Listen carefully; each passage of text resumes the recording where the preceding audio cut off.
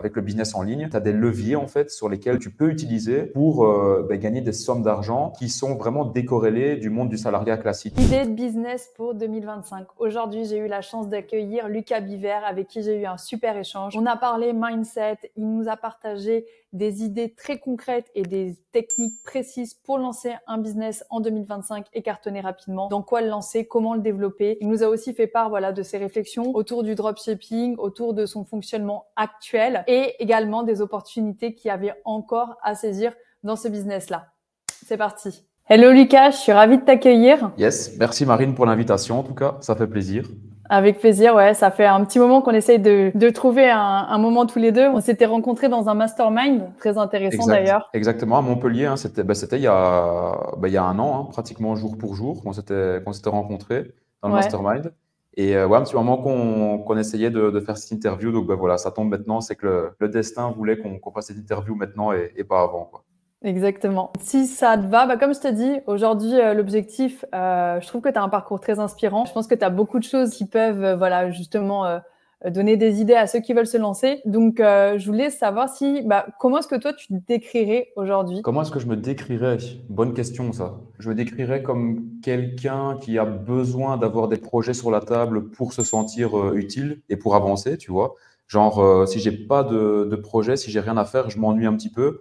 J'ai toujours eu un peu ce caractère d'hyperactif. Même quand j'étais petit, etc., mes parents, ils savaient pas trop parfois quoi faire de moi. J'étais toujours un petit peu comme une boule de nerfs, j'avais toujours besoin de faire quelque chose. Et donc, un peu par hasard, je dirais, je me suis retrouvé sur le chemin de l'entrepreneuriat quand j'avais à peine 17 ans, en découvrant en fait le monde je veux dire, du commerce physique. En fait, j'ai commencé à vendre des objets que j'achetais en Chine et que je revendais sur deuxième main. Donc, c'est comme si tu disais Le Bon Coin, en fait, sauf que c'était en Belgique que je faisais ça. En fait, je suis tombé dedans un petit peu la tête en première et après, j'ai vu que je pouvais commencer à faire de l'argent. Donc, tu es pris par le jeu, en fait. Tu veux toujours faire plus. Donc, tu cherches des nouvelles méthodes, tu cherches des nouvelles stratégies. Et donc, je me suis vraiment pris au jeu là-dedans. Et aujourd'hui, en plus du business, je me rends compte que maintenant, j'ai 26 ans. Hein, donc, ça fait pas mal d'années que j'ai fait de l'argent en ligne. J'en fais encore toujours aujourd'hui, etc. Mais je me rends compte que aujourd'hui, bien évidemment, l'argent, c'est toujours important d'en avoir et d'en faire. Ça permet de mettre un chiffre sur quelque chose. Mais pour revenir à ce que je disais au début, je sens que j'ai besoin de faire des projets et animer des projets qui sont même hors business, en fait. Et je sens que pendant toute ma vie, ce sera comme ça. Peut-être qu'à un moment, je me dirais j'ai envie de totalement décrocher du business parce que j'en ai marre et j'ai plus envie. C'est pas le cas pour le moment, mais ça se peut, tu vois. Et que je ferai des projets juste qui m'animent parce que j'ai besoin d'être actif, de faire des projets, de faire des trucs comme par exemple des projets que je kiffe faire. Ça n'a rien à voir avec tout ça, mais c'est le fait de rassembler des gens en fait, tu vois. Dans mon business, je le fais aussi. Je fais des masterminds où je rassemble des entrepreneurs, etc. Mais même avec mes potes, tu vois, c'est des trucs que j'adore faire. Organiser, je sais pas. Des petits voyages, organiser un planning sur 5 jours, enfin, tous des trucs comme ça. Voilà, pour répondre à ta question, mais en tout cas, voilà, je suis quelqu'un qui aime bien faire pas mal de choses et j'ai toujours besoin d'avoir quelque chose sur le feu et quelque chose qui me passionne pour pouvoir avancer et donner un peu un sens, on va dire, à mes journées, quoi, tu vois. Ok. Et quand tu dis t'es tombé par hasard sur le commerce, c'est pas par hasard qu'on tombe dessus.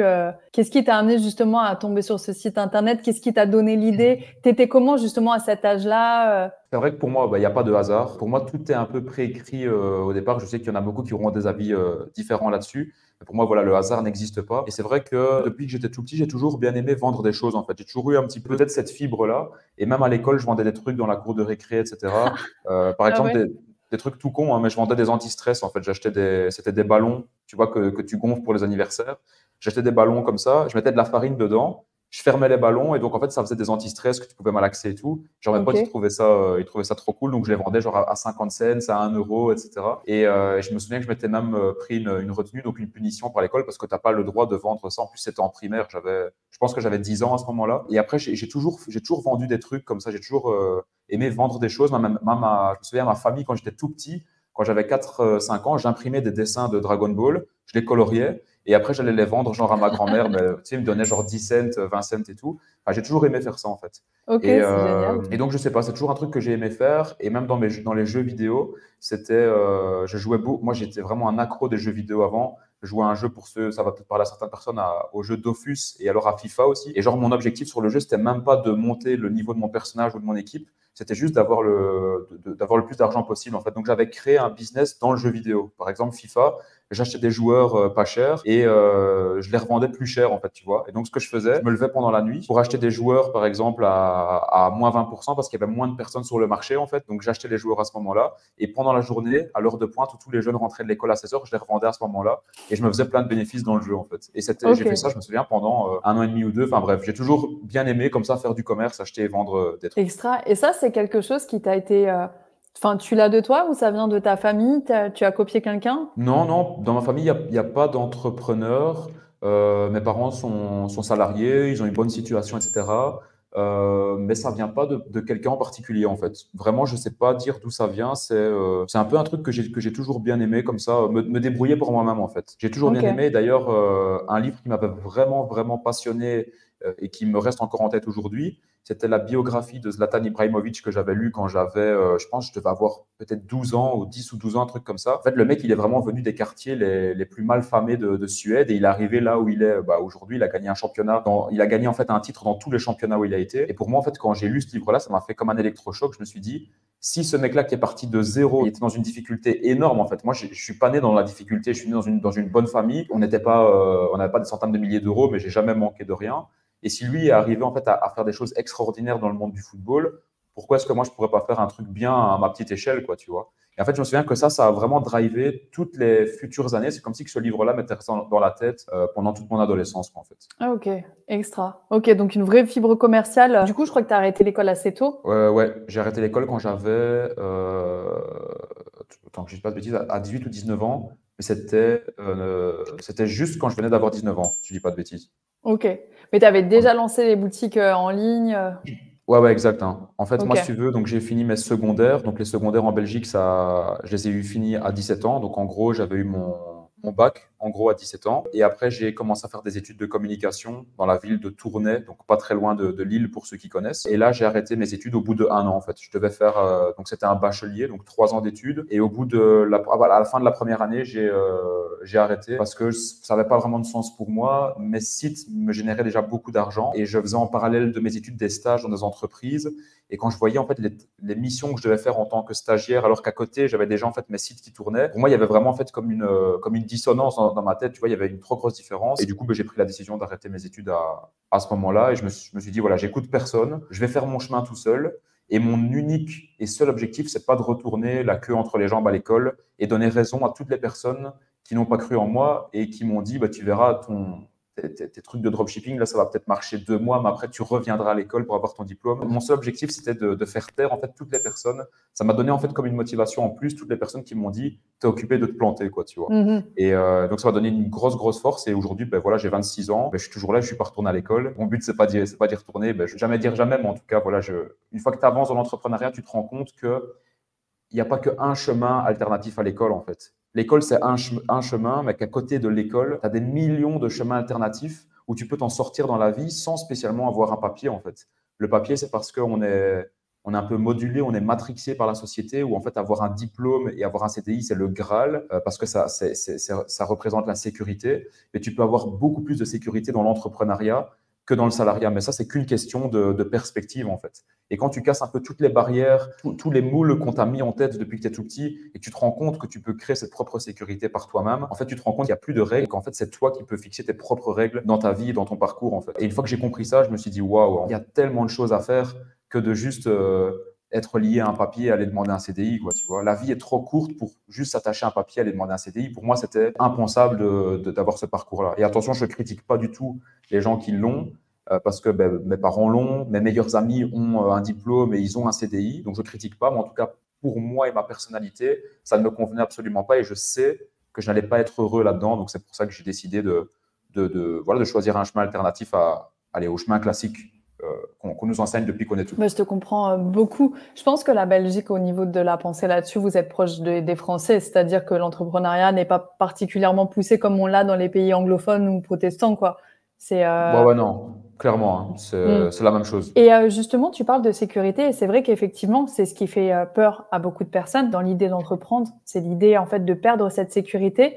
Toi, tu dis que justement, on peut construire sa sécurité avec l'entrepreneuriat. Comment tu as construit la tienne? Ben ouais, en fait, la sécurité qu'on nous vend depuis qu'on est tout petit, pour moi, c'est un peu de la poudre de perlimpinpin, en gros. C'est-à-dire que on te dit que tu vas cotiser toute ta vie pour après avoir une pension quand tu auras 60, je ne sais même plus c'est quel âge en Belgique, 65 ou 67 ans, je pense. Et en fait, la pension ne fait que reculer au fur et à mesure des années. Et quand tu vois ce que tu prends en pension, c'est pas grand-chose, quoi, tu vois. Ça va être, je sais pas, entre 1005 et peut-être 2005 pour les plus chanceux et encore. Mais en fait, ce qui est fou, c'est de se dire que la société vont en fait rentrer dans ce système-là pour avoir la sécurité, par exemple, de la pension, alors qu'en fait, quand tu es pensionné, c'est pas pour critiquer, mais tu es plus proche de la fin de ta vie que du début, en fait. Donc, en fait, ta vie, tu dois la vivre à pleines dents quand tu as entre 20 ans et 60 ans, et tu dois pas te dire, ah, je vais attendre d'avoir du temps après 65 ans pour commencer vraiment à vivre ma vie. Non, tu dois la vivre avant ta vie. Tu sais pas ce qui peut se passer. Donc, cette sécurité-là, c'est un peu comme un leurre qui permet aux gens de rester vraiment dans les cases qu'on leur a données depuis qu'on est tout petit. Et en fait, quand tu vois, ouais, si tu as on va dire, je vais prendre un diplôme classique où tu as fait un bachelier, donc 3 ans d'études. Bien sûr, il y a des cas extrêmes. Si tu es avocat ou médecin, tu peux gagner bien plus. Mais avec un diplôme classique, tu vas aller chercher,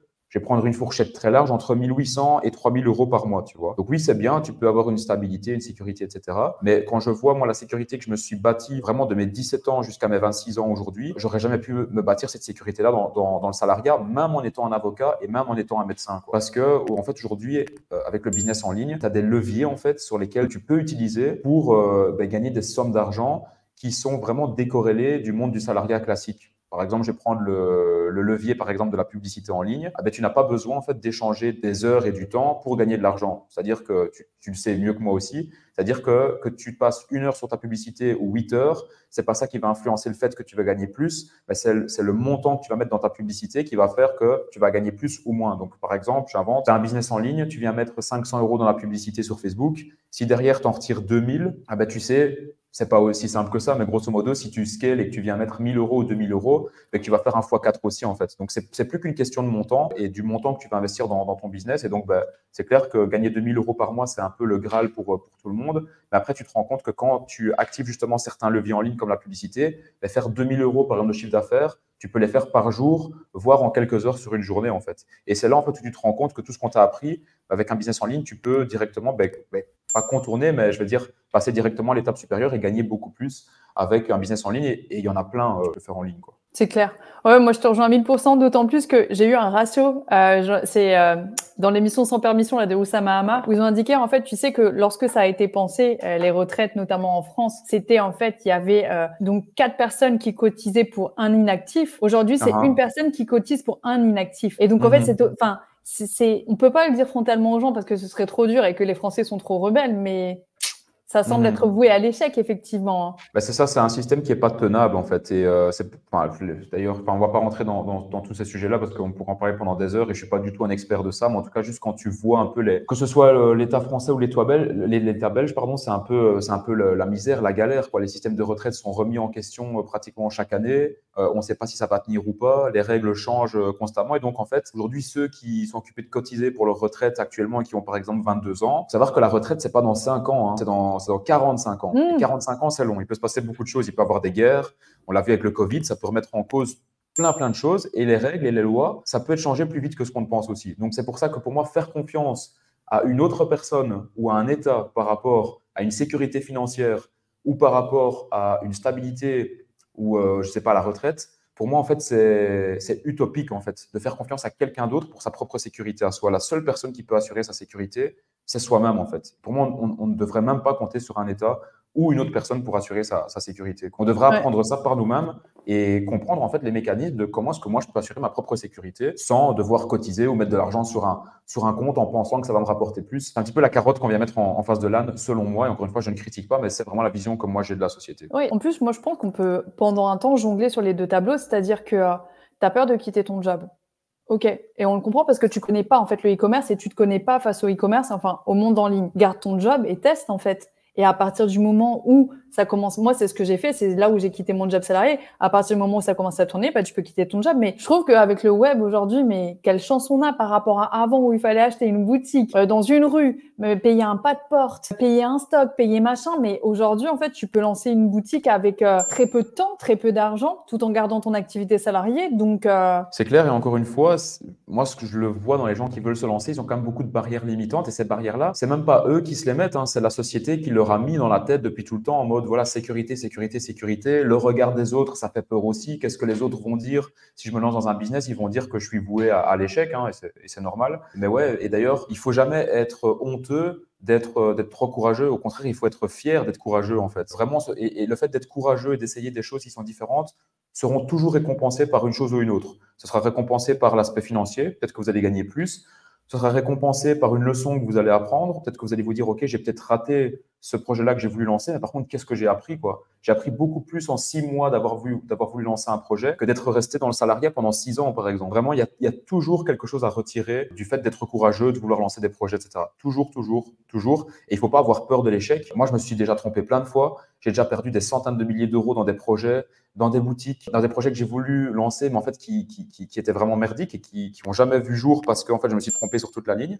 Et j'ai pas honte et je le dis, tu vois, je pourrais même te parler de ces projets-là, mais c'est normal de se planter. En fait, on n'a pas la science infuse et le parcours d'un humain, c'est ça, en fait, c'est d'avancer, de débroussailler, de voir ce qui va se passer. Et parfois, on va tomber juste et parfois, on va pas tomber juste. Et au final, on va pas mourir, on est toujours là, quoi, tu vois. On va toujours avoir un plat, on va toujours avoir de quoi manger, on va toujours avoir un lit, enfin, tu vois. On peut se planter, c'est pas grave, quoi. Enfin, tu vois, pour moi, l'entrepreneuriat, il y a un peu un aspect très romantique qui est vu des personnes qui se lancent pas. Genre, c'est soit je cartonne, soit je m'écrase au sol. Tu vois, je sais pas si tu ressens ça quand tu parles aux gens, tu vois, qui veulent se lancer, tu as l'impression qu'ils peuvent, genre, être scratchés au sol et ça devienne terrible. Et en fait, l'entrepreneuriat, c'est exactement ce que tu dis. C'est-à-dire, tu fais un step, en fait, il va se passer quelque chose, un peu d'argent ou moins que tu pensais, mais c'est toujours un premier pas. Tu vas apprendre. Ok, Dac, tu as commencé à comprendre ton marché. Tu te réajustes face à ce retour-là, tu fais un nouveau step meilleur que celui-là, et ainsi de suite. En fait, moi, je trouve qu'il n'y a même pas vraiment d'échec où tu t'exploses au sol.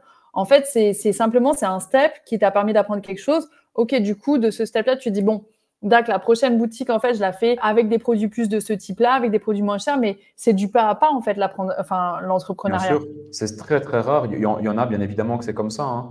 Mais c'est très, très rare que les entrepreneurs explosent du jour au lendemain, en fait, à moins vraiment d'avoir un peu de chance et d'être là vraiment au bon moment, au bon endroit. Mais 99% des entrepreneurs, c'est step by step, hein. Et c'est vraiment ce qui fait la différence entre un entrepreneur qui réussit à un moment donné et un autre entrepreneur qui ne réussit pas. C'est vraiment le fait de continuer à faire la même chose et d'être un peu obstiné, en fait, d'avoir un peu cette obsession de se dire, OK, même si ça marche pas, je continue, je pivote, je réajuste, je vais prendre d'autres informations pour savoir comment je peux y arriver. Et c'est ça, en fait. Et en fait, les entrepreneurs qui échouent, enfin, qui ne réussissent pas, ce sont ceux qui échouent, en fait. Ce sont ceux qui abandonnent. Ouais. Ceux qui abandonnent au bout de, par exemple, 4 ou 5 mois. Et d'ailleurs, je le remarque, hein, en France et en Belgique, la plupart de ceux qui n'ont pas de résultats, c'est ceux qui abandonnent, mais pas au bout de 6 mois. C'est ceux qui abandonnent au bout de 2 semaines, en fait. Et qui vont se donner 2 semaines pour avoir du succès.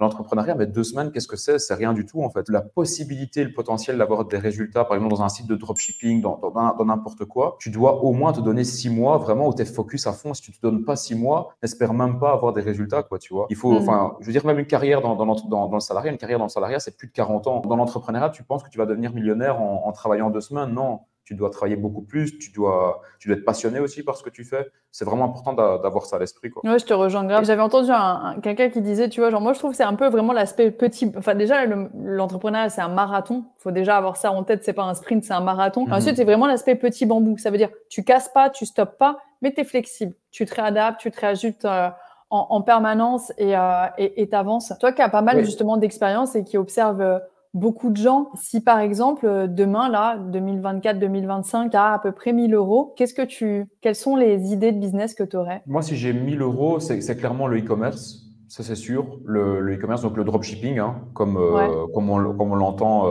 depuis des années sur Internet.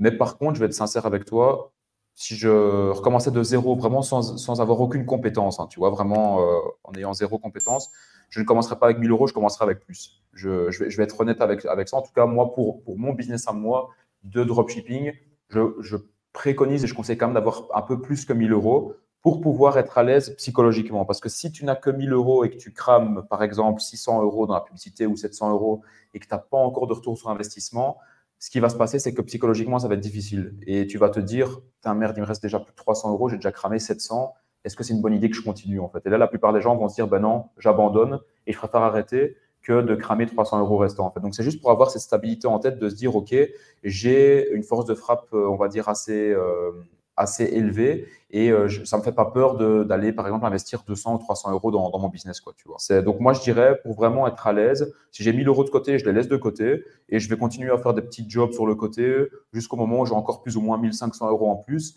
Et quand j'ai entre 2005 et 5000 euros, là, je suis bien pour commencer, quoi. Tu vois, vraiment, c'est pour avoir cette sérénité psychologique et pas se mettre la corde au cou, quoi, en fait. Ok. Après, bon, on sait bien que c'est quand même pour…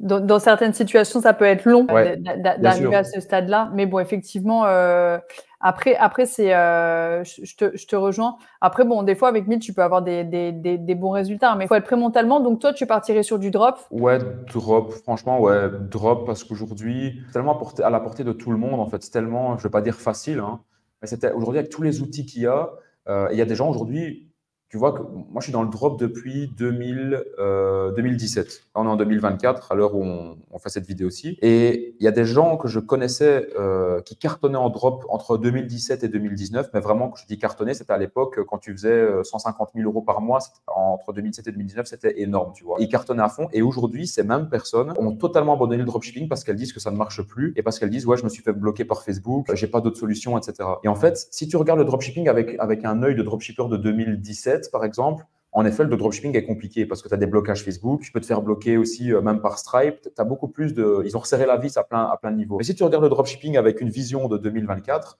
en fait, toutes les barrières que le dropshipping a aujourd'hui, elles se contournent hyper facilement. En fait, si tu as des blocages Facebook, tu prends un compte agence, tu vois. Tu as des blocages sur Stripe, c'est que tu livres pas assez rapidement, que tes produits sont pas de bonne qualité. Tu prends un bon fournisseur ou un bon agent qui va livrer vite, en fait. Donc, encore une fois, les barrières que certaines personnes aujourd'hui se mettent en dropshipping, qui faisaient du dropshipping avant et que je vois, ce sont des barrières vraiment, encore une fois, psychologiques, qui sont vraiment là au niveau du mental, en fait, du mindset. Mais à chaque fois qu'il y a une difficulté ou quelque chose qui vient sur le chemin, il y a tout le temps moyen de la contourner, en fait. Il y a rien qui est figé et toutes les barrières sont bonnes à être contournées, bien évidemment, de la bonne manière, mais pour pouvoir continuer à faire le business. Et aujourd'hui, les résultats en dropshipping, ils n'ont jamais été aussi nombreux, hein.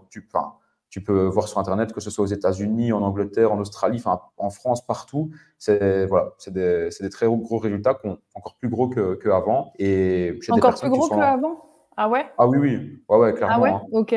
Aujourd'hui, ouais, pourquoi? Parce qu'en fait, avant, dans le dropshipping, on se focalisait vraiment, on va dire, sur une chose, c'était le produit, en fait. Donc, tu devais en fait choisir vraiment, tu devais trouver le produit qui allait être ton produit winner. Tu lançais une publicité ou deux et après ton produit, s'il fonctionnait 6 mois, il fonctionnait 6 mois et quand il marchait plus, tu prenais un autre produit. Aujourd'hui, on a bien compris un truc, c'est qu'en fait, c'est plus vraiment le produit qui fait vendre, même si le produit est toujours important, mais c'est vraiment tes créas, en fait. La différence entre un dropshipper qui va pouvoir tenir un produit sur du long terme et un dropshipper qui va tenir un produit sur le court terme, la différence se fait au niveau du professionnalisme et des créas, en fait. Le dropshipper qui va pouvoir tenir les produits sur très longtemps, c'est le dropshipper qui va se renouveler au niveau des créas et donc qui va faire, franchement, très sincèrement, qui va faire entre 30 et 50 nouvelles créas par semaine. Donc ça veut dire quoi? Ça veut dire qu'il va faire entre 30 et 50 nouvelles vidéos de publicité ou d'images par semaine. Okay. Après, attention, hein, avec une vidéo de publicité, tu sais déjà la splitter en 4 ou 5 si tu changes juste le hook au début. Donc, ça te fait déjà 5 vidéos. Mais c'est ça vraiment le nerf de la guerre, ce sont les créas en fait. Et Facebook aime bien quand tu viens nourrir de nouvelles créas. Au plus il voit que tu as des nouvelles créas, au plus tu vas pouvoir déjà comparer ton coût par lead, ton coût par client aussi. Et tu vas aussi pouvoir savoir quelles sont les vidéos qui performent le plus parce que tu peux avoir un produit avec une créa qui cartonne ou tu es rentable. Mais si tu viens tester par exemple, je sais pas, 150 créas en plus dans les prochaines semaines, tu peux peut-être te rendre compte qu'avec une autre créa, tu as un coût par client qui est 3 fois moins élevé, donc tu es 3 fois plus rentable aussi, quoi, tu vois. Donc vraiment, les créas et mettre en place un process pour faire beaucoup de créatifs quand tu as un produit qui marche, c'est super important. Et ensuite, l'autre point important au niveau du professionnalisme, c'est la livraison rapide et c'est également le fait de semi-brander justement tes produits, quoi. Donc de brander le packaging, de mettre un peu plus d'argent dedans ou bien même de brander le produit avec un agent. Mais au moins, tu es sûr que là, les clients, ils se disent, OK, c'est une vraie marque en fait. Et là, tu peux capitaliser même sur des avis clients avec Trustpilot, etc. Et là, ça, c'est top parce que ta marque, elle prend de la valeur et à un moment, tu peux la vendre, quoi. Et il y a beaucoup de dropshippers qui ne sont pas conscients de ça. Mais vraiment, l'opportunité qu'il y a dans la vente, dans la revente de sites e-commerce, c'est une dinguerie, quoi. Mais vraiment. Tu peux même vendre des sites qui ne marchent plus depuis 6 mois. Il y aura pratiquement toujours un acheteur et tu peux les revendre vraiment à des bons prix. Là, ça, c'est top parce que c'est du cash flow qui arrive directement, que tu vas pouvoir investir dans d'autres projets, etc. Donc, pour vraiment tous les dropshippers ou e-commerçants, peu importe, qui ont des sites qui ont fait un minimum de CA, Donc vraiment, je dirais minimum de CA, ça va être quoi? Ça va être peut-être, je dirais, entre 50 000 et 100 000 euros de CA. Vraiment, vous pouvez vendre vos sites vraiment à des bons prix, quoi. Donc si vous avez fait plusieurs millions, encore plus, vraiment, faut pas négliger vraiment cet aspect-là. Et je te rejoins grave sur l'aspect revente. En fait, j'avais d'ailleurs fait un autre séminaire sur le sujet. En fait, l'aspect vente, on y pense trop tard. En fait, l'aspect vente, y pense quand t'es fatigué de ton business. Les gens s'imaginent que tu revends, ça marche pas. C'est pas parce que ça marche pas. En fait, il y a des différents caractères d'entrepreneurs et tu as des entrepreneurs qui jumpent d'un truc à un autre, qui ont envie de changer, machin. Et en fait, moi, pour ma part, je suis souvent cyclique. C'est souvent au bout de 3-6 ans que je me lasse d'un truc. Et en fait, la revente, je pense qu'il faut y penser dès que tu lances ton business. Tu le mets, tu vois, genre au bout de 1-2 ans sur les sites de vente en ligne. Et comme ça, en fait, c'est pas au moment où tu es là, en fait, que tu es fatigué, que tu vas commencer. Tu n'as même plus dû, en fait, pour pouvoir négocier. En fait, quand tu es frais, machin, comme ça, tu verras. Tu as peut-être des belles opportunités qui peuvent te tomber dessus. À fond, totalement. Et il faut toujours penser à la revente, en fait. Et les gens se focalisent souvent sur le business et sur ce que ça rapporte sur le court terme. Et il faut toujours penser à la revente. Je vais même prendre un autre exemple, l'immobilier, par exemple. Moi, et c'est un truc que je faisais pas au début. J'ai investi dans l'immobilier, j'ai investi dans l'immobilier ici en Belgique et en Espagne aussi. Et moi, je regardais toujours sur le court terme combien ça me rapportait au niveau de mes locataires. Tu vois, je me disais, putain, mais ça rapporte presque rien. Tu vois, par rapport au business en ligne, c'est quelques pourcentages de rentabilité par an, c'est pas grand chose. En fait, il faut pas regarder ça. Il faut se dire, OK, au plus le temps passe, au plus, par exemple, l'immobilier prend de la valeur. C'est comme un site de dropshipping. Au plus tu vas faire du chiffre d'affaires sur ton site, au plus le site prend de la valeur aussi, en fait. Il faut toujours regarder cette deuxième valeur-là qu'on ne voit pas directement, qui est un peu imaginaire, mais qui est quand même réellement là, en fait. C'est comme mes biens, moi, j'ai aucun mal à les mettre sur un site de revente en Belgique. Et j'ai pas envie de les vendre, je suis pas pressé. Je me dis, on sait jamais. Si, par exemple, il y a un acheteur qui vient qui veut le prendre, je suis prêt à laisser partir, mes immeubles si jamais il y a un gars qui est prêt à les acheter à un bon prix, quoi, tu vois. Il faut jamais hésiter. Et même si vous avez un site qui fonctionne actuellement, mettez-le toujours en vente. Si bien évidemment vous êtes prêt à le lâcher à un moment et vous le mettez à un bon prix, vous voyez ce que ça peut donner, quoi. Et en plus, ça veut pas forcément dire sortir de ton business, parce qu'il y a des gens, ils vont te racheter, et ils vont te garder comme directeur, en fait. Donc, parce que les gens s'imaginent genre, mais du coup, je vais faire quoi? Mais tu peux rester directeur, en fait. Moi, je connais quelqu'un, notamment dans le monde des box. Les box par abonnement, ça se revend aussi très, très bien. Parce qu'en fait, un gros système de rentabilité. Donc, nous, on a mis d'ailleurs une partie dans la formation pour que les gens soient prêts à la revente. Et en fait, moi, je connais une consoeur, elle a revendu sa box, elle est encore directrice, en fait. Elle pilote encore la partie achat. Et du coup, elle reste dans son truc, elle kiffe. Mais par contre, là, du coup, ils ont injecté énormément d'argent. Et puis, c'est hyper instructif. Donc, ça veut pas dire que tu vas quitter ton business pour autant. Exact. Non, c'est bien. Et puis, à un moment, quand tu as fait du cash avec ton business, je ne vais pas dire que tu n'as plus la flamme, mais en tout cas, et c'est naturel et c'est humain, quand tu as passé 2 ans dans ton business, au bout de 2 ans, tu n'as plus la flamme du début. La flamme du début, c'est quand tu pars d'une page blanche et que tu es occupé de tout dessiner. Ça, c'est le plus beau, en fait. C'est le plus beau dans le business. Enfin, moi, c'est ce que je kiffe le plus. C'est quand tu commences un truc de zéro et que tu vas le faire vraiment comme tu veux, avec la structure que tu veux. Ça, pour moi, il n'y a rien de plus excitant dans le business que de faire ça, tu vois. Mais au bout de 2 ans, moi, je le sais, je me lasse quand même assez vite des choses de manière générale où j'ai besoin de changement, j'ai besoin de pivoter, etc. Et au bout de 2 ans, tu n'as plus la flamme. Mais franchement, quoi de plus beau que d'avoir en fait des autres personnes qui prennent la responsabilité à ta place, qui vont peut-être injecter plus de budget que toi, mais que tu gardes toujours un petit pied dedans et en fait où tu fais ton taf et où ils peuvent même te donner un salaire, etc. aussi en restant en tant que directeur. C'est vraiment, ça peut vraiment être des bonnes portes de sortie en tout cas. Quand tu as un business en ligne, ça c'est clair, quoi. Ouais, je te rejoins totalement. Mais en vrai, au bout de 2 ans, tu as tout résolu en fait. Donc, tu n'as plus l'aspect de résoudre, tout comprendre. Donc, tu as dit, donc du coup, moi je suis à fond aussi sur la pub parce qu'en fait, je trouve qu'il y a beaucoup de gens qui vendent aussi le fait qu'on peut réussir en partant avec 0 €. Pour ma part, moi, je vois pas comment faire pour aider quelqu'un de totalement débutant à réussir avec 0 €. Tu vois, pour moi, la seule chose qui te fait réussir de manière rapide, c'est la pub. Il n'y a pas photo. Tu as des astuces justement avec les intelligences artificielles, avec Canva ou avec les outils de Facebook justement pour faire des créatifs plus rapidement? Déjà, pour rebondir sur la publicité, je vais d'abord rebondir là-dessus. Moi, avant, j'étais vraiment dans une vision totalement différente en fait. Avant, pour moi, la publicité, tu devais pas m'en parler. Donc, la publicité classique, style Facebook, etc. Moi, quand j'ai commencé, c'était 0 € en publicité, juste un peu en retargeting. C'était un système différent où en fait, moi, j'investissais beaucoup sur des influenceurs à l'époque avec le marketing d'influence. Donc, en gros, je payais en fait des influenceurs style des gars qui avaient gagné Secret Story, etc. Tu vois un peu ces influenceurs-là, mais vraiment à l'époque où il y avait personne qui les utilisait, quoi. Et en gros, genre, je mettais 500 € sur leur tête ou 1000 €, et derrière, ils me faisaient la publicité, donc j'avais les ventes qui tombaient, mais à balle sur mon site de dropshipping, quoi. Tu vois, moi, c'est vraiment comme ça que j'avais commencé. Et donc, pour moi, je me disais, mais tu vois, là, je mettais genre 500 € sur un influx, et je faisais des chiffres comme 28 000 euros en 24 heures, 32 000 euros en 24 heures, mais j'avais plus de 80% de marge, tu vois, parce que j'investissais 1 000 euros sur un influx, j'en faisais 32 000 derrière, tu vois, je faisais du x32 par rapport à mon investissement. Et quand je voyais déjà à l'époque Facebook, c'était pas possible de faire du x32 en dropshipping. Enfin, ça n'existait pas, quoi, tu vois. Donc pour moi, en fait, je voyais vraiment l'aspect rentabilité. Je me disais, ben, le Facebook Ads, j'ai pas envie de l'utiliser, quoi, tu vois. Donc moi, c'est vraiment comme ça que j'ai commencé. Et puis un jour, ben, les influenceurs ont commencé à se resserrer, ça a commencé à être plus compliqué parce qu'il y avait beaucoup plus de concurrence. Et c'est là où je me suis vraiment mis en fait sur la publicité Facebook et où j'ai pris conscience que la publicité Facebook c'est encore mieux que les influenceurs parce que les influenceurs, la différence c'est que c'était vraiment du one shot en fait. C'est-à-dire que tu devais toujours relancer un process avec un nouvel influenceur pour qu'il accepte de faire la publicité de ton produit. Il fallait que je le paye, etc. à chaque fois. Alors que la publicité Facebook, ça te prend 15 fois moins de temps, c'est hyper stable et ça marche d'année en fait, tu vois. Que des influenceurs, il suffit qu'ils aient une mauvaise presse, bah, ils vont plus marcher par rapport à leur audience en fait. Donc aujourd'hui, j'ai vraiment changé ma mentalité par rapport à ça. Je préfère vraiment la publicité Facebook. Et par rapport au créa, par rapport au fait de faire des créas rapidement, alors je dirais qu'il y a vraiment deux options quand tu veux vraiment faire des créatives en masse. La première option, c'est que tu passes par une agence. Moi, c'est pas celle que je recommande et c'est pas celle que j'aime parce que ça va quand même coûter fort cher. Les agences se gavent, ils savent qu'il y a une opportunité, qu'il y a des dropshippers, même des autres marques qui ont besoin d'avoir full créative, donc ils vont se gaver. Et le mieux, et moi c'est comme ça dans tous les aspects de mon business, c'est vraiment d'internaliser. Donc quitte à ce que ça prenne 3 mois de plus que de passer par une agence, il vaut mieux mettre un process en interne et internaliser. Ça va coûter moins cher. Vous allez avoir 100% du contrôle. Vous allez pouvoir vraiment modifier tout ce que vous voulez. Et moi, je suis quelqu'un d'assez contrôleur, je suis assez contrôle fric dans ma vie, sur mon agenda, etc.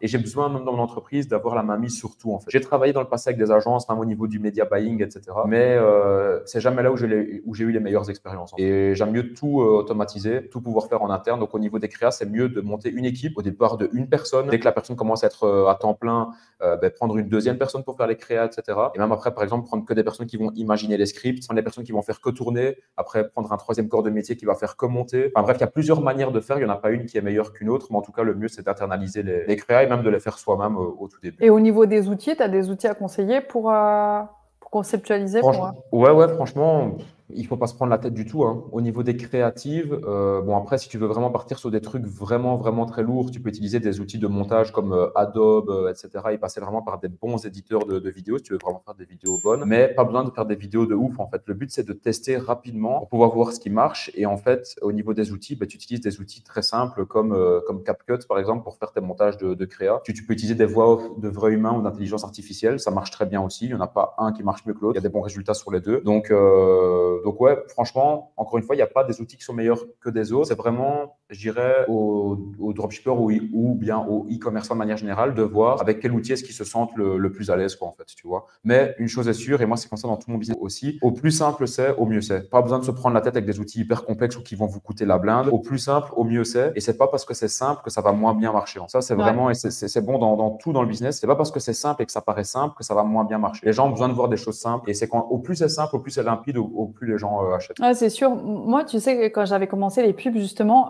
avant, j'étais plus dans le monde de la mode et j'avais commencé à faire des créatives, mais tu sais, genre archi artistique, hyper recherché, tout ça, j'avais fait des shootings photos de fou et tout, et ça n'avait pas du tout pris. Et j'étais genre dégoûtée, tu vois. Et quand je reprenais les résultats, en fait, de genre de photos beaucoup plus basiques que j'avais fait, elles cartonnaient, tu vois. Et je me rappelle même une fois, une agence, elle m'avait fait genre un carrousel, genre le plus simple du monde, genre les produits détourés avec une petite ficelle derrière, tu vois. J'étais en rage, tu vois, je les avais envoyés balader, je dis, mais vous me faites quoi? C'est quoi votre truc et tout? Et ça avait cartonné. Donc, effectivement, moi, ce que je partage aujourd'hui aux élèves, c'est genre entre artistique et clarté, choisissez toujours la clarté, en fait. Quand on voit les photos de Amazon, c'est genre du archi basique. Des fois, les gens, tu sais, ils se cassent la tête à faire des titres alambiqués, comme une poésie, comme un slogan et tout. Faites simple, compréhensible. Vous n'êtes pas Nike, tu vois, genre un truc straight to the point. Ouais, ça fonctionne bien. Totalement. Et d'ailleurs, au plus tu essayes de faire compliqué, et moi, ça a été aussi un de mes problèmes, de vouloir faire les choses trop parfaitement, etc. En fait, ça te casse la tête, ça te prend trop d'énergie et ça laisse place à la procrastination, en fait. Faut pas essayer de faire trop compliqué. Au plus tu essaies de faire compliqué, au plus tu vas avoir du bruit mental et au plus ça va être difficile d'avancer sur la tâche ou la mission en question, quoi. Donc, autant faire simple. Il vaut mieux fait que parfait, je pense. C'est ça. Ouais, voilà, totalement. Donc, ouais, moi, je suis vraiment partisan de ça aujourd'hui. Ouais, je te rejoins. Mais en plus, je pense que les personnes, tu vois, quand elles prennent énormément de temps à faire un truc, tu vois, qui est complexe, en fait, du coup, elles investissent tellement en termes d'énergie que si ça rate, mais elles sont démontées, tu vois. J'ai passé tu vois, c'est alors qu'il faut y aller, voilà, de manière beaucoup plus détachée. Et en fait, moi, je pense que les résultats et genre les vraies choses sur lesquelles il faut s'appuyer, en fait, quand tu fais, c'est les résultats que tu as obtenus. C'est les résultats que tu as déjà obtenus. Donc, tu te dis, ah, ok. Et pas sur ce que tu présumes, ce que tu designs, ça, machin. Ça, c'est beaucoup moins certain. Ok. Donc, toi, demain, tu te relances avec à peu près un budget de 2500, 3000 euros, e-commerce, dropshipping. Tu pars sur une stratégie d'acquisition avec de la pub sur Meta. On en a parlé un petit peu tout à l'heure. Est-ce que tu conseilles ou pas TikTok Ads? Est-ce que tu as un peu commencé? TikTok, ça peut très bien marcher aussi. Je préfère quand même Facebook. Je préfère Facebook parce que c'est plus stable. Tu as besoin de renouveler moins les créas. Que TikTok, c'est vraiment en mode, je vais pas dire agressif, mais sur TikTok, là, tu dois vraiment y aller niveau créa, quoi. Tu dois vraiment renouveler à balle pour toujours avoir des bonnes statistiques, etc. Que Facebook, encore aujourd'hui, à l'heure où on parle, tu peux encore tourner avec la même créative parfois pendant 6 mois. Ça peut encore fonctionner. Que TikTok, une créative pendant 6 mois, t'oublies. En tout cas, c'est très rare. Donc, moi, je reste toujours quand même méta. C'est quand même plus stable. C'est aussi question, je pense, comment dire, de goût personnel. J'ai plus de feeling, on va dire, avec Meta qu'avec TikTok. Mais TikTok peut très bien marcher. Et alors, le Graal, c'est quand tu couples les deux. Là, tu peux vraiment faire tu peux faire des carnages quand tu arrives vraiment à coupler les deux sur un seul produit, quoi. Ok. Pour avancer vers la fin, je pense que je peux avoir des partages très intéressants au niveau du mindset. Je voulais connaître un petit peu tes ambitions financières. Est-ce que tu as eu des moments où tu n'osais pas viser plus haut? C'était quoi ton rapport avec tes objectifs financiers à travers ton business? Bah, franchement, c'est assez bizarre, hein, ce que je vais te dire, mais j'ai jamais eu en fait de. Enfin oui, j'ai eu le premier cap, on va dire vraiment symbolique, c'était de faire 1 million de ventes en fait. Clairement, ça c'était le premier cap symbolique. Et quand je l'ai fait, bah, j'étais très content aussi. Après, ça a été le million d'euros de bénéfices. Je le voyais sur mon compte bancaire 1 million, tu vois. Ça c'était encore à l'époque quand je vivais chez mes parents. Donc en fait, ça a été très vite pour moi au tout début avec le dropshipping parce que avec les stratégies de marketing d'influence, le million d'euros de chiffre d'affaires arrivait vraiment très vite. Le million d'euros de bénéfices aussi. Après, les impôts sont passés, ça a fait plus mal. Mais en gros, ça a été assez vite en fait. Et c'est vrai que dans mon parcours, et je me le dis encore parfois maintenant, mais j'ai vraiment, après à ma petite échelle, bien évidemment, je le dis vraiment à ma petite échelle et en toute humilité, j'ai vraiment commencé à gagner de l'argent en grosse quantité très vite en fait, et sans vraiment me rendre compte de ce qui se passait parce que moi je voyais un peu tout ça vraiment un peu comme un jeu, tu vois. J'étais derrière mon ordi, je vivais chez mes parents, j'étais dans ma chambre avec encore avec mes posters de joueurs de basketball, tu vois, derrière moi, et je faisais vraiment pas mal d'argent vraiment, donc à ce moment-là, à mes débuts. Et en fait, ce qui s'est passé, et ça c'est vraiment c'est un problème perso, hein, c'est que quand j'ai très vite gagné de l'argent comme ça, je me suis assez vite reposé sur mes lauriers, c'est-à-dire que j'avais plus la flamme que j'avais au début parce que je vivais chez mes parents, j'étais en Belgique. Quand tu vis en Belgique, alors oui, le coût de la vie est plus élevé qu'avant, ça j'en suis conscient, mais c'est pas le pays le plus cher du monde quand tu compares à Dubaï, à Marbella par exemple, que tu compares à d'autres pays. C'est des prix qui sont normaux, et donc je me disais, bah, franchement là, avec l'argent que j'ai de côté, je suis tranquille, quoi. J'ai pas besoin de faire. Tu vois, j'étais pas genre en mode j'avais un stress au fond de moi qui me disait il faut absolument que tu sortes de ta zone de confort. Et donc j'ai continué à faire avancer mon business, mais j'étais un peu moins animé, un peu moins passionné. Donc j'essayais de trouver des autres trucs qui me passionnaient, notamment des masterminds. Tu vois, le fait de rassembler des gens, ça me passionnait. Ça, j'en avais fait pas mal. Et puis en fait là, ce qui m'a vraiment fait ressortir de ma zone de confort de nouveau, c'est vraiment quand je me suis dit il faut que je bouge chez mes parents en fait. Je peux pas rester là, j'avais 19 ans. Je me suis dit il faut que j'investisse mon argent, quoi. Tu vois, donc j'ai commencé à investir un premier bien en Belgique. J'ai investi dans des bureaux aussi, et je me suis dit il faut que je bouge de chez moi. Je peux pas rester chez moi tout le temps parce que sinon je vais rester dans un cocon qui va vraiment me brider, tu vois.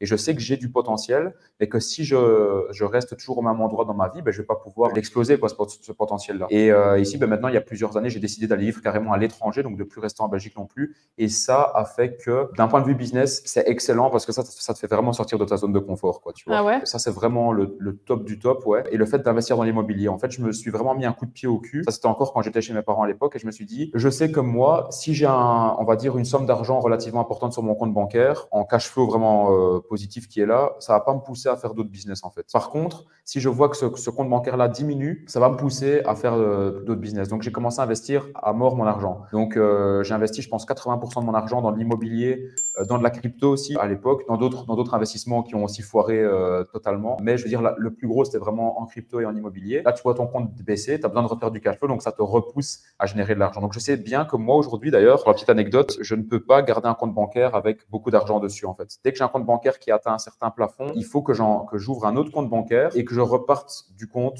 de zéro. En fait, je vois ça comme un jeu en fait, donc de les remplir au fur et à mesure. Et ça me permet toujours de faire comme si que j'avais des comptes bancaires avec pas beaucoup d'argent dessus, mais plein de comptes bancaires bancaire avec plein d'argent divisé dessus, en fait, tu vois. Et ça me permet toujours de continuer à faire de l'argent et à rester dans le truc. C'est un peu des stratégies personnelles que moi j'ai mis en place pour rester dans le game, on va dire, et continuer à travailler et à avancer. Mais sinon, je me suis beaucoup écarté de la question. Au niveau des objectifs vraiment financiers, et j'ai jamais eu vraiment d'objectifs financiers. En fait, moi, tout ce que je voulais faire, c'était des trucs qui m'animent. Je me rends compte aujourd'hui que je ne fais plus des choses que je n'aime plus faire, alors qu'à l'époque, j'en faisais sans m'en rendre compte. J'avais lancé une start-up avec 2 associés que j'ai arrêté au bout de 2 ans en Belgique parce que ça m'animait pas. Et donc aujourd'hui, je fais vraiment des projets qui m'animent et qui, in fine, rapportent de l'argent aussi. Mais je dirais vraiment que l'argent, c'est pas le truc le plus important. Moi, ce que je veux, c'est que quand je me réveille au matin, je me sente bien, je suis en paix avec moi-même et j'ai pas envie de me réveiller en étant hyper stressé ou anxieux, chose que j'ai pu avoir dans le passé en me mettant dans des projets qui ne me correspondaient pas, en fait. Donc, je dirais vraiment que le plus important, c'est ça, de continuer à avoir mes investissements qui tournent et de vraiment faire des choses qui m'éclatent, en fait. De pas faire des choses pour l'argent, mais de faire des choses qui m'éclatent et de manière naturelle qui rapporteront de l'argent, parce que quand tu fais des choses que tu aimes, naturellement, l'argent vient, en fait. Par contre, quand tu essayes de faire des choses que pour l'argent, c'est plus difficile de faire en sorte que l'argent arrive. Ouais, je te rejoins. Est-ce que justement, est-ce que ton entourage ou ton rapport avec tes amis, avec les gens intimes, ça a changé quand t'as gagné plus, vraiment plus? Ouais, quand même, hein, quand même. Avec certaines personnes, non, ça n'a pas changé du tout. Je veux dire, voilà, avec certaines personnes, non. Maintenant, avec d'autres personnes, quand même. Mais je pense que c'est humain et c'est naturel. Et j'en veux pas à mes amis ou à des connaissances. On te regarde un peu différemment, tu vois. On a peur de te poser des questions sur ce que tu fais, tu vois. Parce qu'on voit sur Internet que tu gagnes beaucoup d'argent par rapport à ce que la plupart des gens font dans leur vie, quoi. Et donc, c'est un sujet tabou, en plus, l'argent, tu vois. Et tu peux le ressentir dans certaines discussions où il y a parfois certains malaises, etc. Mais voilà, je dirais que c'est naturel et c'est normal, quoi, tu vois. C'est normal que ça arrive. Les gens, je veux pas dire, te voient un peu comme un extraterrestre, mais comprennent pas trop ce que tu fais. Mais voilà, d'office, il y a des relations qui ont changé. Pour moi, l'argent ne m'a pas changé. Je suis toujours le même qu'avant. Mais par contre, l'argent fait que la vision que les gens ont de toi change. Parce qu'ils peuvent se dire, ah ben tiens, il est devenu bling bling, il s'est acheté des apparts, il s'est acheté une belle voiture, t'a vu, il s'est acheté des Rolex, etc. Il se la pète, non? Il est quand même devenu hautain, hein, Lucas, c'est bizarre, non? Tu vois, mais par contre, quand tu parles avec moi, j'ai pas changé du tout. Je veux dire, c'est des choses un peu naturelles qui ont découlé du fait que j'ai commencé à gagner de l'argent. Mais l'argent ne m'a pas changé. Par contre, je sais que la vision que les gens ont de moi ont pu changer à certains moments. Et encore une fois, je leur en veux pas du tout parce que c'est normal et c'est humain, quoi. Ouais, et par exemple, dans les relations genre amoureuses ou autres, est-ce que certaines fois, tu as senti qu'il y avait des femmes ou autres qui s'intéressaient à toi qui étaient un peu mal intentionnées ou... Franchement, non, parce que ça, j'ai toujours fait très, très attention à ça. Et de toute façon, je peux le dire, j'ai aucun souci avec ça. Et moi, je suis resté pendant 7 ans dans une relation avec une fille qui me connaissait avant que je gagne de l'argent. Donc ça c'était super parce que pour elle, que je gagne de l'argent ou pas, elle s'en foutait, en fait. Et ça, c'était bien parce que je sais bien qu'elle était avec moi, elle n'était pas avec moi pour l'argent. Et si je suis dans une nouvelle relation, et c'est idem aussi, je suis avec quelqu'un qui n'est pas du tout, mais du tout là pour l'aspect monétaire, et j'arrive assez vite à cerner les gens. Je sais quand une personne est là pour de l'argent ou pas, quoi, tu vois. Et voilà, et moi, je veux dire, au niveau de mes relations, j'ai envie d'avoir des relations simples et qui sont pas centrées autour de l'argent, tu vois. Je préfère être avec quelqu'un qui va plus kiffer aller vivre dans une caravane à l'autre bout du monde et vivre avec des poules que de vivre avec une fille qui veut vivre dans des hôtels 5 étoiles toute l'année, quoi, tu vois. Et j'ai besoin d'être avec une personne qui a cette personnalité-là, parce que moi, je suis quelqu'un de très simple aussi à la base. Moi, je viens de la campagne en Belgique. J'ai jamais eu des trucs de luxe dans ma vie ni rien. Maintenant, je m'en suis acheté.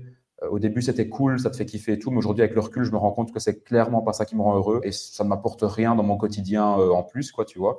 Mais j'ai vraiment besoin de ça. Et donc, moi, j'ai jamais été attiré du tout, mais du tout, par des femmes un peu, comment expliquer, extravagantes, tu sais, qui aiment bien se montrer, etc. Au contraire, ça me bloque, en fait, ça. Je suis pas du tout dans ce délire-là. Et donc, je vais dire que dans ma relation passée ou ma relation actuelle, j'ai toujours fait fort attention à ça. Mais je pense que tu attires ce à quoi tu ressembles aussi, quoi, tu vois. Effectivement, ouais. Donc voilà. Ok, merci beaucoup pour tous ces partages.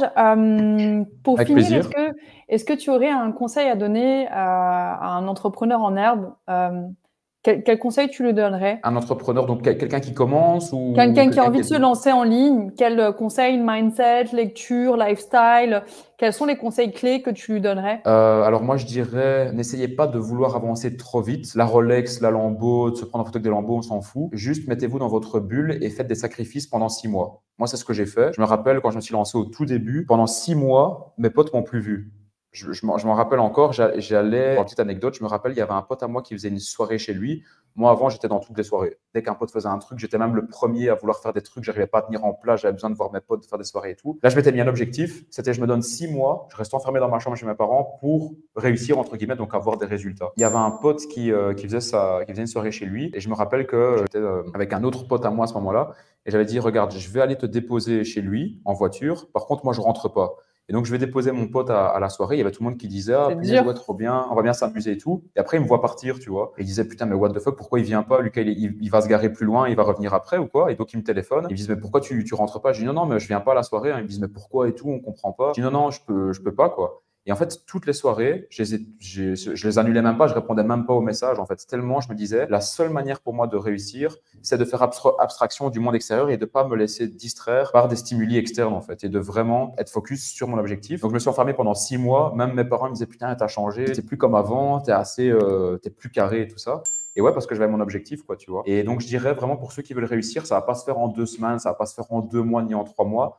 Donnez-vous 6 mois, mordez sur votre chic, faites-vous mal. C'est vraiment en faisant des sacrifices que vous allez avoir des résultats, quoi. Il faut passer par cette case-là de sacrifice. Il ne faut pas vouloir avoir les choses trop vite. Comme je disais, la Rolex, la belle voiture, le bel appartement, on s'en fout. C'est le plus important, c'est que vous fassiez des choses avec lesquelles vous vous sentez aligné. Et encore une fois, enfermez-vous pendant 6 mois, travaillez sur votre objectif, prenez un maximum d'informations autour de vous. Et c'est vraiment comme ça pour moi qu'une personne peut changer sa vie. Et ça, je vais le dire, et ça, c'est un truc de ouf, c'est qu'en l'espace de 6 mois, 6 mois, c'est très court dans une vie, hein. Ça représente, je ne sais pas combien ça représente, peut-être je ne sais même pas combien de pourcentage, mais bref, c'est très minime.